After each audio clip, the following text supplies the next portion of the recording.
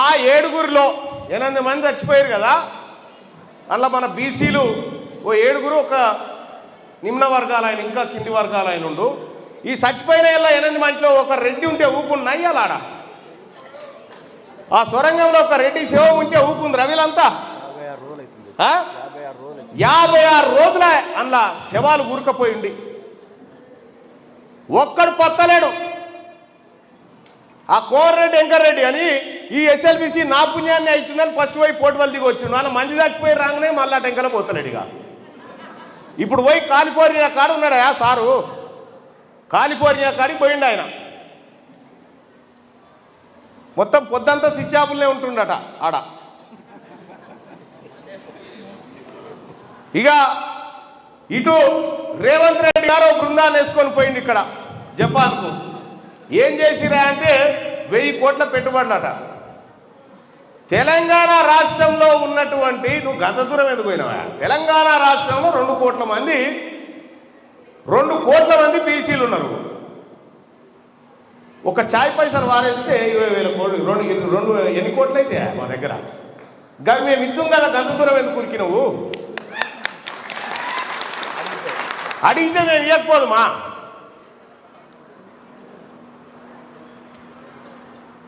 ఇక నిన్న మొన్న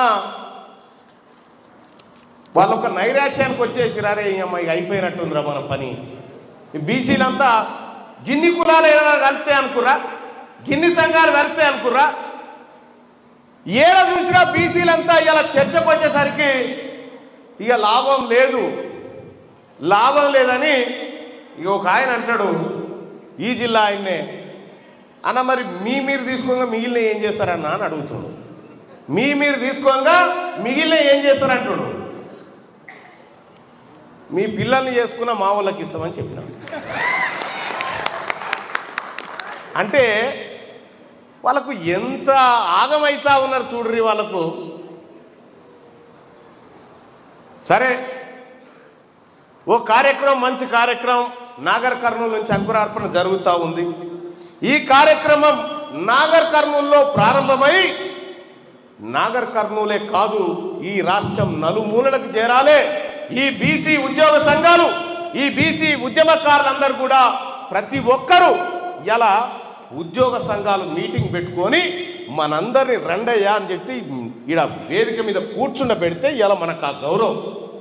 కాబట్టి ఈ ఉద్యోగ సంఘాలు ఏ కార్యక్రమం తీసుకున్నా ఈ ఉద్యోగ సంఘాల వెనకాల ఈ బీసీ సమాజం అంతా నిలబడి వాళ్ళ కోసం మనం ఉన్నామనేటువంటి మాటను చెప్పాల్సిందిగా మీ అందరినీ కోరుతూ